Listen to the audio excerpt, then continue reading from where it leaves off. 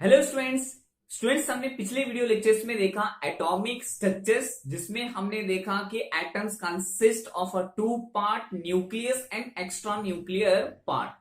और हमने atomic structures में फंडामेंटल पार्टिकल्स के बारे में भी इंफॉर्मेशन लिया, जिसमें हमने देखा प्रोटॉन, न्यूट्रॉन और इलेक्ट्रॉन के डेफिनेशंस। उसी के साथ स्टूडेंट्स हमने देखा atomic number, atomic mass number and isotopes and the different uses of isotopes and electronic configurations. तो ये टॉपिक हमने पिछले वीडियो लेक्चर्स में कवर किया।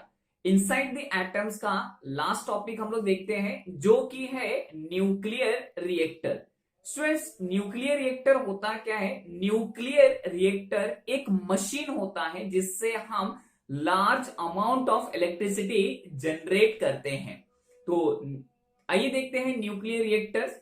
तो न्यूक्लियर रिएक्टर से हमें इंफॉर्मेशन ये मिलेगी किस तरह से हम आइसोटोप का इस्तेमाल करके हम इलेक्ट्रिसिटी जनरेट करते हैं। तो जनरली अगर हम न्यूक्लियर रिएक्टर्स की बात करेंगे स्टूडेंट्स, तो nuclear reactor consist of that some part, जिसमें से न्यूक्लियर रिएक्टर का इस्तेमाल हम डे टू डे लाइफ में करते हैं। तो nuclear reactors are device extensively use for the power generations. अगर हम बात करते हैं ट्रेडिशनल मेथड की, तो ट्रेडिशनल मेथड में हम इलेक्ट्रिसिटी किस तरह से जनरेट करते हैं? फॉसिल फ्यूल से जनरेट करते हैं। Fossil fuel like the coals या फिर द वुड पार्ट और फॉसिल फ्यूल्स से इससे हम क्या करते हैं? इलेक्ट्रिसिटी जनरेट करते हैं। But the fuels like coals are breach of the extensions of nuclear. तो हमने क्या क्या एक्सटेंशंस किया न्यूक्लियर पावर प्लांट का। तो इसमें हमें देखना क्या है कि जो ये सोर्स होता है, that extension of a nuclear reactor is a source of intense heat which turn the use for generation of electricity और जनरेशन ऑफ पावर। हमने यहाँ पे ये न्यूक्लियर रिएक्टर का इस्तेमाल किया क्या? इलेक्ट्रिसिटी जनरेट करने के लिए।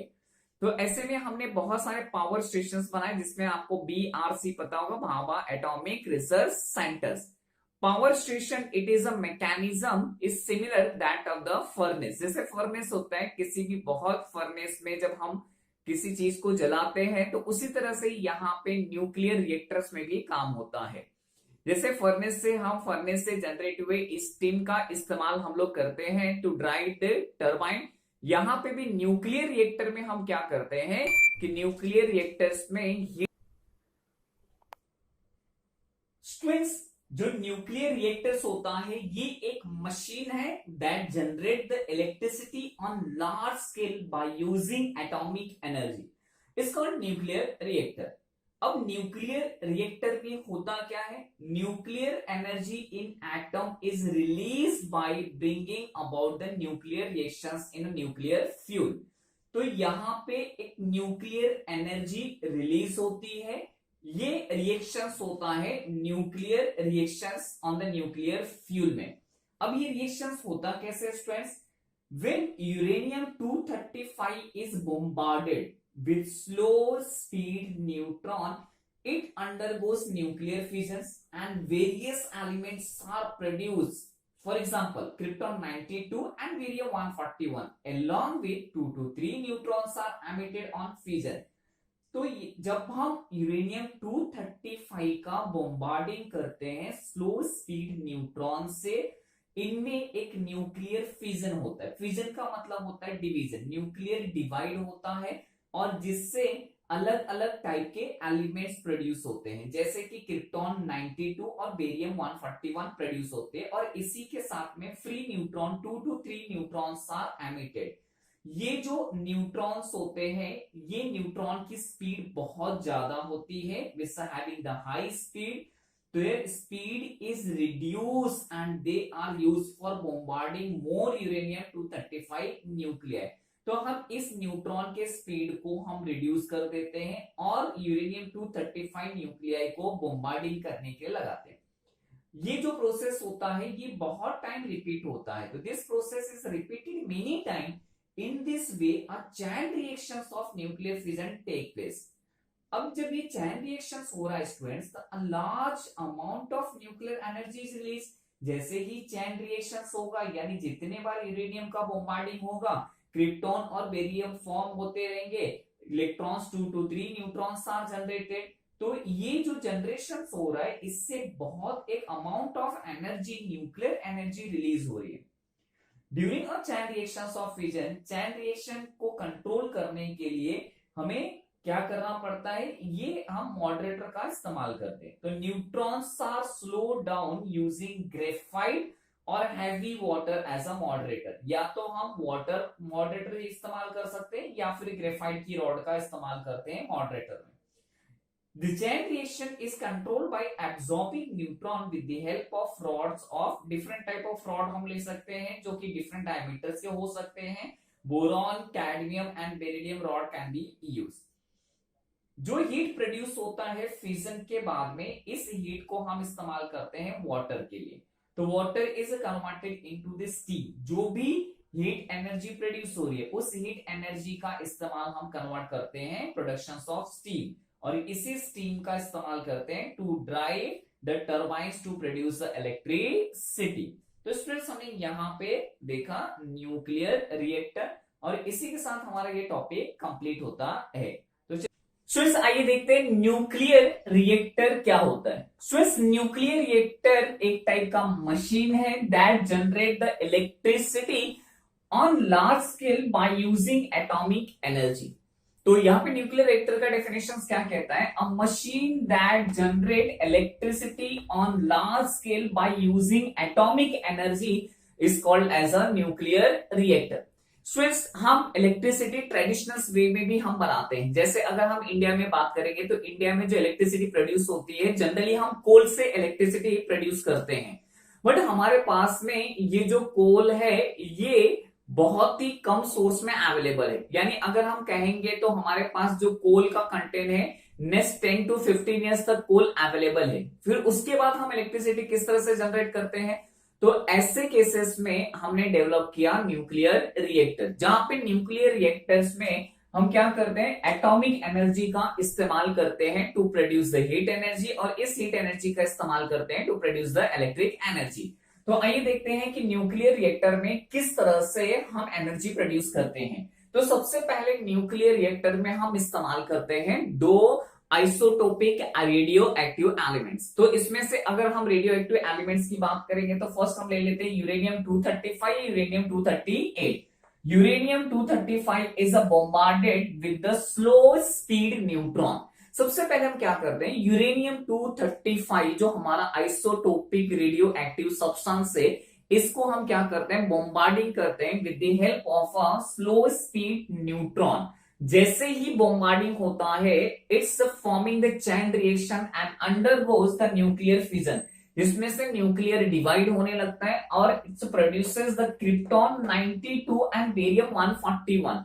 ये दो टाइप के आइसोटोपिक एलिमेंट्स फॉर्म करता है, krypton 92 and barium 141, along with the 2 to 3 different neutrons, यानी 2 या 3 न्यूट्रॉन्स भी प्रोड्यूस करता है and emitted on the fissions। ये इसकी वजह से क्या होता है, जब स्टूडेंट्स फिजन होता है, तो large amount of nuclear energy is release during the chain reactions. जब भी फिजन होता है, न्यूक्लियर एनर्जी प्रोड्यूस होता है, और ये न्यूक्लियर एनर्जी की प्रोडक्शंस की वजह से lots of heats are generated, and the heat produce in a fission is converted into the steam. यानी हम वाटर का इस्तेमाल कर रहे हैं, तो वाटर से किसमें कन्वर्ट कर रहे हैं, स्टीम, और स्टीम को हम पास करते हैं टू ड्राइव द टर्बाइन्स। और स्टूडेंट्स, जैसे ही टर्बाइन रोटेट करता है, इट्स प्रोड्यूसेस द इलेक्ट्रिसिटी। तो यहां पे हमने देखा कि किस तरह से हमारा न्यूक्लियर रिएक्टर्स वर्क करता है।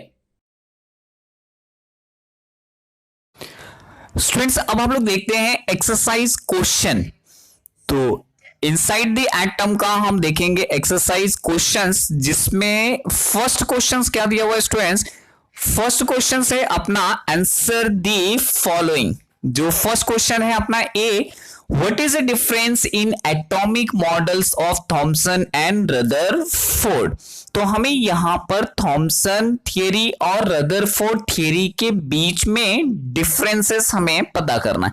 तो चलिए देखते हैं इसका आंसर क्या है। थॉमसन थियरी और रदरफोर्ड थियरी के बीच का डिफरेंस। तो answer difference between Thompson and Rutherford theory और एज फॉलोज। सबसे पहले हम टेबल बना लेते हैं। टेबल में हम दो पार्ट कर लेते हैं, एक Thomson theory and second Rutherford theory.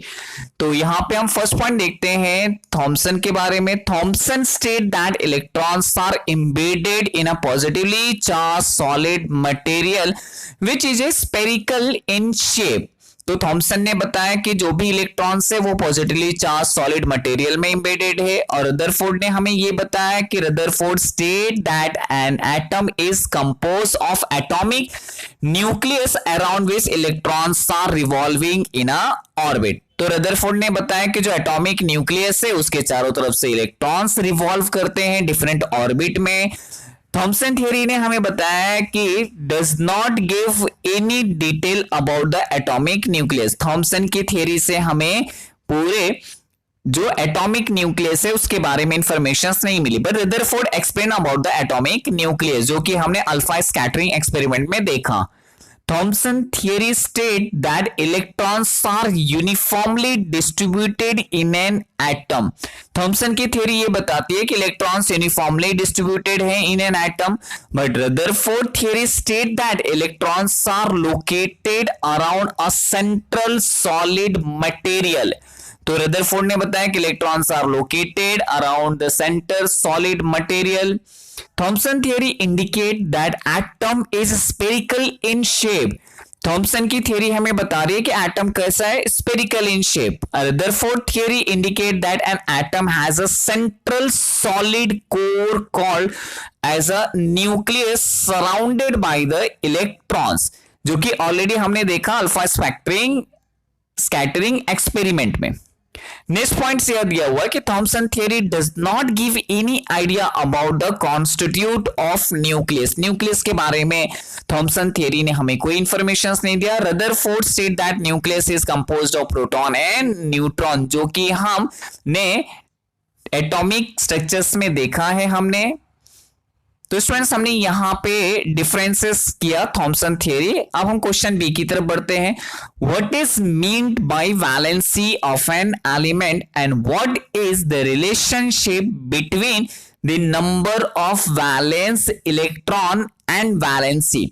तो हमें वैलेंसी का डेफिनेशन देखना है और रिलेशनशिप देखना है वैलेंस इलेक्ट्रॉन और वैलेंसी के बीच में कौन सा रिलेशनशिप है।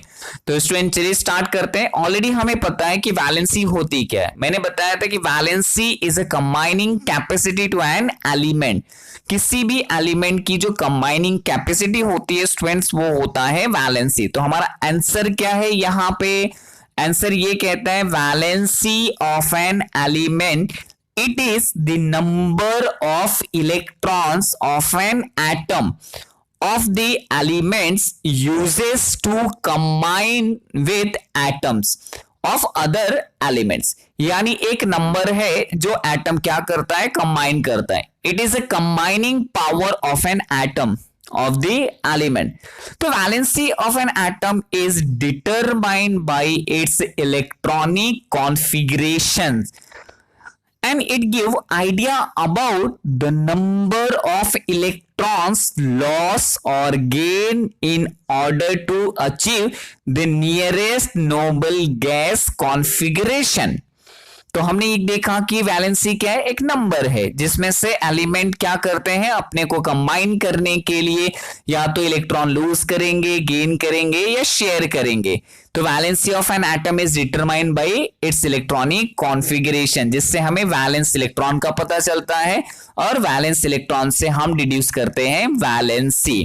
तो समझो स्टूडेंट्स यहां पे हम एक एग्जांपल लेते हैं सोडियम मेटल का। सोडियम का एटॉमिक नंबर 11 है, इलेक्ट्रॉनिक कॉन्फ़िगरेशन होता है 2,8,1। So its valency is 1। क्यों? क्योंकि sodium loses the 1 electron to complete their octave. उसी तरह से क्लोरीन की बात करते हैं। क्लोरीन 17 है, 2,8,7। सो इट्स वैलेंसी इज ऑल्सो 1, क्योंकि क्लोरीन को अगर एक इलेक्ट्रॉन मिल जाता है तो क्लोरीन क्या होगा, स्टेबल हो जाएगा। तो क्लोरीन का जो इलेक्ट्रॉनिक कॉन्फ़िगरेशन होगा 2,8,8 होगा। तो इस combining capacity of a sodium and chloride the valency is 1, where sodium loses 1 electron and chlorine accept 1 electron. तो ये हमने कैसे पता किया? वैलेंस इलेक्ट्रॉन से, जहां पे सोडियम का वैलेंस इलेक्ट्रॉन 1 है और वैलेंसी इसकी 1। तो नंबर ऑफ वैलेंस इलेक्ट्रॉन क्या कहता है? It is defined as the number of electrons present in the outer most shell of an atom. It is not necessary that all the valence electrons take part in a bonding। यानी ऐसा जरूरी नहीं कि सभी valence electron take part करें। For example sodium 2,8,1, so it's number of valence electron is 1, outer most electron आप देखेंगे। Chlorine की बात करते हैं तो क्लोरीन का एटॉमिक नंबर 17 है, 2,8,7, so it's number of valence electron is 7। तो this is what the relation. तो वैलेंसी क्या है? Valency is determined with the help of valence electron. तो स्टूडेंट्स हम बोल सकते हैं कि जो वैलेंसी होती है वो किससे हम डिटरमाइन करते हैं? Valence electron. और वैलेंस इलेक्ट्रॉन क्या होता है? Electron present in outer most shell of an atom. Outer most shell of an atom में जो भी इलेक्ट्रॉन्स रहेगा उसको हम कहते हैं वैलेंस इलेक्ट्रॉन। तो it can seen that valency of element is related to number of valence electron, या फिर हम कह सकते हैं valency determined with the help of a valence electron. तो यहां पे हमने कंप्लीट किया question number B. Students next questions की तरफ बढ़ते हैं। नेक्स्ट क्वेश्चन अपना क्या है? क्वेश्चन नंबर 1 का सी। तो चलिए देखते हैं क्वेश्चन नंबर सी क्या है अपना। स्टूडेंट्स क्वेश्चन नंबर सी ये कहता है what is meant by atomic mass number, explain how the atomic number and mass number of carbon are 6 and 12 respectively. तो मैंने ऑलरेडी आपको बताया है एटॉमिक मास नंबर कहने का मतलब होता है कि जो न्यूक्लियॉन्स होते हैं उसमें दो फंडामेंटल पार्टिकल्स होते हैं, प्रोटॉन एंड न्यूट्रॉन। उन दोनों ही पार्टिकल्स को अगर हम ऐड कर देते हैं यानी sum of proton and neutron called as atomic mass number. और एटॉमिक नंबर क्या होता है? नंबर ऑफ इलेक्ट्रॉन और नंबर ऑफ प्रोटॉन। तो देखते हैं आंसर क्या लिखते। एटॉमिक मास नंबर का डेफिनेशन क्या कहता है? It is the sum of total number of proton and neutrons present in a nucleus. तो atomic mass number is equal to क्या हो गया? Number of protons plus number of neutrons. तो atomic mass number का हमने यहां पे definitions देखा जो कि है number of proton plus number of neutron. अब स्टूडेंट्स हम क्या करते हैं? एटॉमिक नंबर देख लेते हैं। एटॉमिक नंबर का डेफिनेशन क्या कहता है? नंबर ऑफ प्रोटॉन और नंबर ऑफ इलेक्ट्रॉन। तो number of proton is equal to number of electron called as atomic number. हमारा अब यहां पे सेकंड इसी में का क्वेश्चन क्या है? Explain the how the atomic number and mass number of carbons are 6 and 12। तो यहां पे अगर हम बात करेंगे कि एटॉमिक मास नंबर, तो सबसे पहले हम डिनोशंस देख लेते हैं। ऑलरेडी हमने देखा है कि atomic number is denoted by Z and atomic mass number denoted by A। चलिए हम कार्बन का एग्जांपल लेते हैं। कार्बन एटम्स जिसका एटॉमिक नंबर होता है 6, यानी प्रोटॉन का नंबर भी 6 हो गया और न्यूट्रॉन का नंबर भी 6 हो गया, और इलेक्ट्रॉन भी कहेंगे तो इलेक्ट्रॉन भी क्या हो गया? 6 होगा। तो स्टूडेंट्स क्या होता है? Number of proton plus number of, अगर मैं न्यूट्रॉन कहूंगा तो 6 + 6 करोगे तो क्या होगा? 12 होगा। ये बन गया एटॉमिक मास नंबर। तो स्टूडेंट्स यहां पे हमें एग्जांपल में दिख रहा है कि एटॉमिक नंबर मतलब क्या होता है? नंबर ऑफ प्रोटॉन और नंबर ऑफ इलेक्ट्रॉन, जो कि क्या है? 6 है। तो first that atomic number of a carbon is 6, क्योंकि एटॉमिक नंबर इंडिकेट करता है नंबर ऑफ प्रोटॉन या नंबर ऑफ इलेक्ट्रॉन को। एटॉमिक मास नंबर किसे इंडिकेट करता है students? Atomic mass number is equal to number of proton plus number of electron, and 6 + 6 is give the 12। तो carbon का atomic mass number क्या हो गया? 12, और इसका एटॉमिक नंबर क्या हो गया? 6।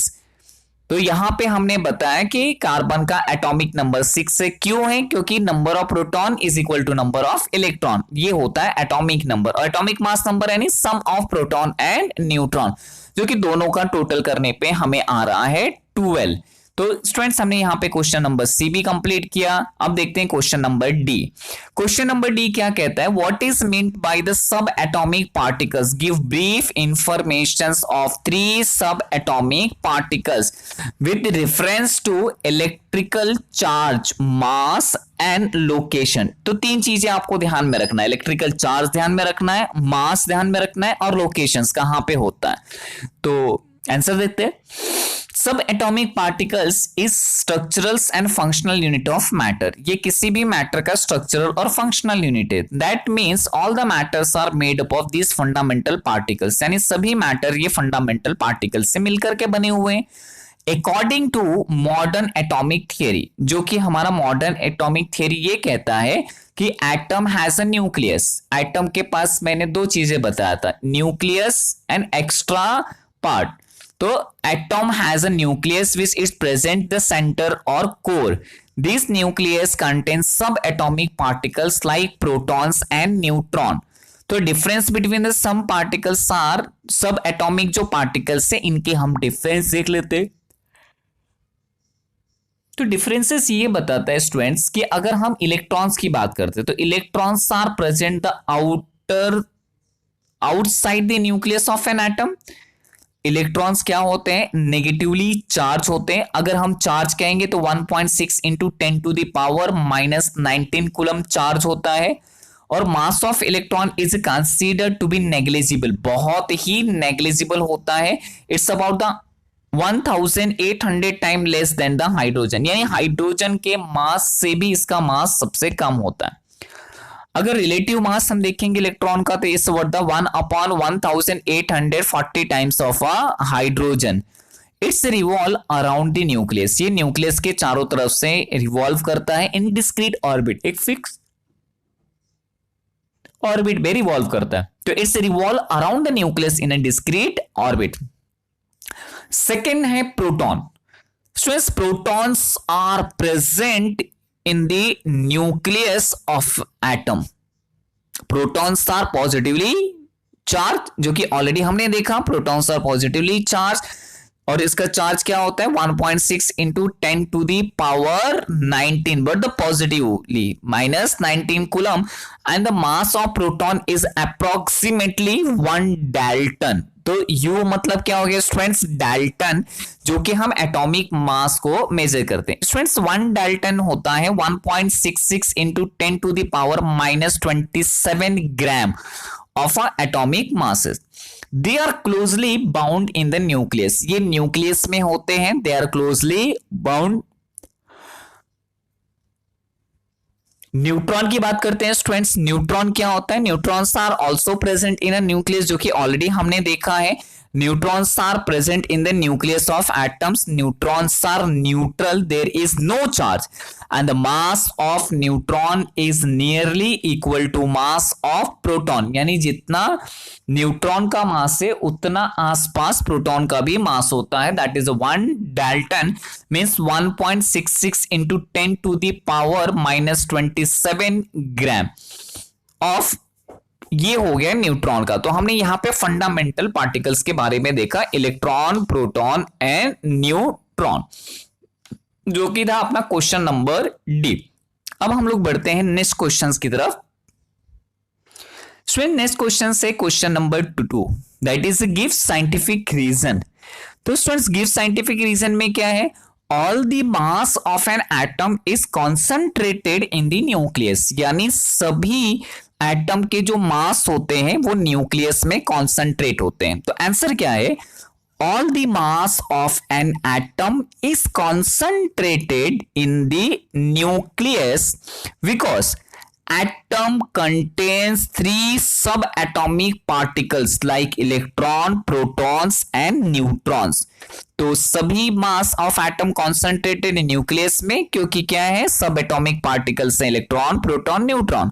Out of which nucleus present at the centre of an atom contain 2 सब atomic particles, that is a proton and neutron, जिसमें से जो न्यूक्लियस है वो सेंटर ऑफ एटम में होता है, जिसमें से 2 फंडामेंटल पार्टिकल्स है, protons and neutron, and the mass of nucleus is sum of mass of proton and neutron located the center atom. तो ये हो गया हमारा ए क्वेश्चन। अब हम बी क्वेश्चन की बात करते हैं। Atom is electrically neutral. तो ऑलरेडी हमने देखा एटम के ऊपर दो चार्जेस होते हैं।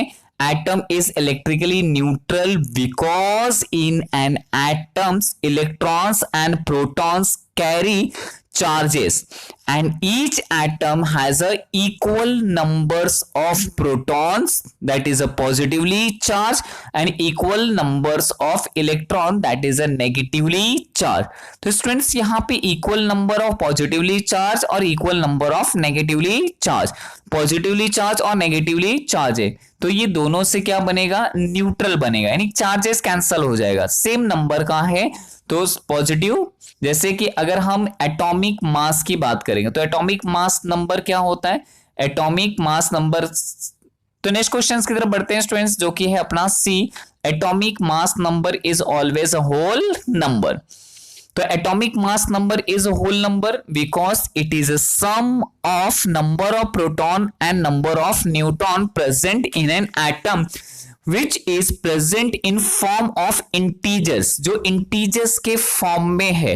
तो ये atomic mass number is a whole number. अब हम लोग डी क्वेश्चंस की तरफ देखते हैं। डी क्वेश्चंस क्या दिया हुआ है, atoms are stable due negatively charge electrons revolving within it. तो atoms are stable due negatively charge electrons are revolving within. तो आंसर क्या रहेगा, atoms are stable due negatively charge electrons are revolving within it because of each atoms contain equal number of protons and electrons. तो एटम्स में क्या हो गया, number of proton is equal to number of electron. तो charge on negatively charge electrons are balance. तो इससे क्या हो गया, जो नेगेटिवली चार्ज है वो बैलेंस हो गया by the charge of positively charge proton. Therefore, atom is electrically neutral and stable। तो एटम क्या होता है, इलेक्ट्रिकली न्यूट्रल एंड स्टेबल होता है क्योंकि atoms are stable through the negatively charge electrons revolving within the orbit with the positively charge proton. Question number third क्या है, define the following term. तो स्टूडेंट्स यहां पे देखते हैं कि कौन से टर्म्स हमें डिफाइन करना है, जिसमें से फर्स्ट जो है डेफिनेशंस दिया हुआ है एटम का। तो हमें पता है an atom is defined as structural and functional unit of matter. The term atom comes from the Greek word, जो एटम से कहां से है, Greek word which means the indivisible, because atoms are the smallest things in the universe। तो atom सबसे smallest things है and could not be divided atoms। Okay, atoms are made up of three subatomic particles like protons, neutrons and electrons। तो यहां पे हमने definitions देखा atom का, जिसे हम कह सकते हैं atoms are the particle smallest particles of matter. Second question क्या दिया हुआ है डेफिनेशन से, आइसोटोप्स। तो आइसोटोप्स हमने देखा कि isotopes are the atoms that have the same atomic number but the different atomic mass number. Isotopes have the same number of proton but the different number of neutrons। तो isotopes are the atoms having the same atomic number but the different atomic mass number। अब question number third का सी देखते हैं, atomic number क्या definition है, the number of proton in the nucleus of an atom which is the characteristics of the chemical elements and determine its place in a periodic table। atomic number क्या कहता है, atomic number is also equal to number of electrons in atom। तो इसको हम कह सकते हैं number of proton is equal to number of electron। Here atomic number of carbon is 6, यानी कार्बन के पास 6 प्रोटॉन है और 6 इलेक्ट्रॉन्स है। तो number of proton present in the nucleus, same number of electrons revolve around the nucleus. Next definition है atomic mass number. तो हमने already देखा students, atomic mass number is the sum of total number of protons and neutron present in a nucleus. Hence atomic mass number is equal to number of proton plus number of neutron, and atomic mass number is denoted as a letter capital letter A। तो students हमने यहाँ पे question number 3 का define the following terms का D questions भी complete किया। अब हम लोग नेक्स्ट क्वेश्चंस की तरफ बढ़ते हैं। तो नेक्स्ट क्वेश्चंस क्या दिया हुआ है students, that is what the question number 3 का ई, मॉडरेटर इन न्यूक्लियर रिएक्टर। तो मॉडरेटर ऑलरेडी हमने एनिमेशंस में देखा, moderator of nuclear reactor is a substance that slow down the speed of neutron, जो कि क्या करता है, स्पीड यानी न्यूट्रॉन की स्पीड को कम करता है। In a traditional nuclear reactors the moderator is same things that is a coolant like water, यानी जैसे वाटर है तो water is also a moderator, या फिर ग्रेफाइट की रॉड हम ले लेंगे स्टूडेंट्स, तो that is also a moderator. अब क्वेश्चन नंबर 4 क्या है, draw a neat label diagram. तो पहला क्या है, रदरफोर्ड स्कैटरिंग एक्सपेरिमेंट। तो स्टूडेंट्स आपके सामने देखिए रदरफोर्ड स्कैटरिंग एक्सपेरिमेंट है, जिसमें से बॉक्स में हमने क्या रखा हुआ है, alpha particles, okay, and slate and one path. Thomson atomic model plum pudding model है, जिसमें से negatively charge is embedded in a positively charge. तो आपको नेगेटिवली चार्ज दिख रहे हैं। And C1 diagrammatic sketch of electronic configuration of magnesium, जिसका atomic number 12 है। तो एटॉमिक नंबर 12 है, मतलब इसका इलेक्ट्रॉनिक कॉन्फ़िगरेशन पहले फाइंड आउट करेंगे स्टूडेंट्स हम।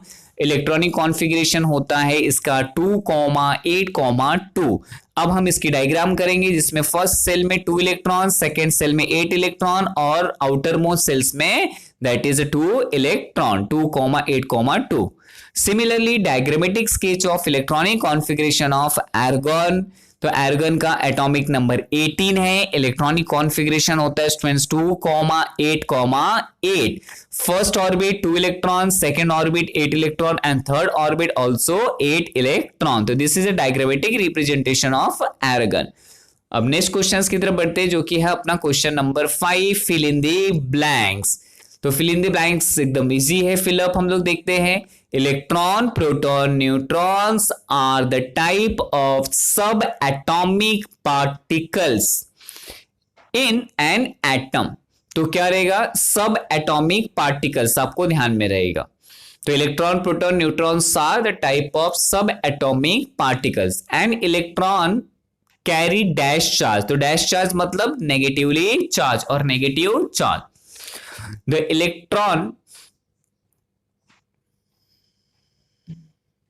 Electron shell dash is nearest to nucleus. तो क्या रहेगा, K shell is nearest to nucleus. Next one, electronic configuration of magnesium is what. क्या रहेगा इसमें से, इलेक्ट्रॉनिक कॉन्फ़िगरेशंस अगर हम मैग्नीशियम्स की बोलते हैं तो स्टूडेंट्स अपने पास में क्या रहेगा 2,8,2। From this it is understood the valence shell of magnesium is M shell, क्योंकि इसमें कितने शेल्स है, 3 शेल्स है।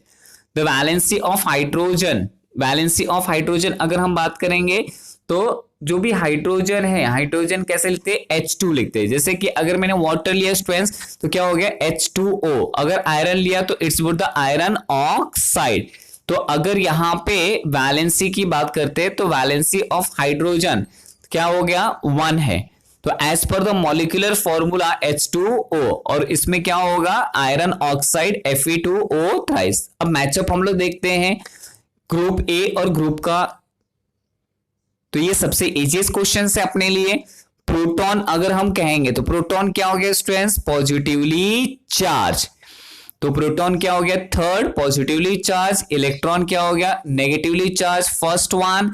And the neutron that is a neutral charge. तो क्या हो गया 3, 1, 2, positively charge, negatively charge and neutral charge. अब हम लोग क्वेश्चन नंबर 7 देखते हैं।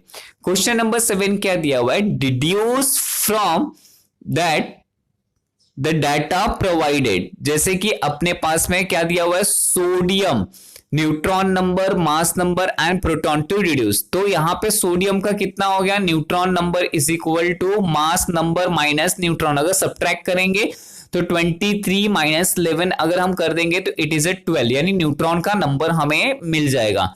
तो न्यूट्रॉन का नंबर हमने कैसे निकाला, मास नंबर में से हमने एटॉमिक नंबर या प्रोटॉन के नंबर को हमने सब्ट्रैक्ट कर दिया। तो 23 minus 11 it is give to 12, यानी नंबर ऑफ न्यूट्रॉन इज 12।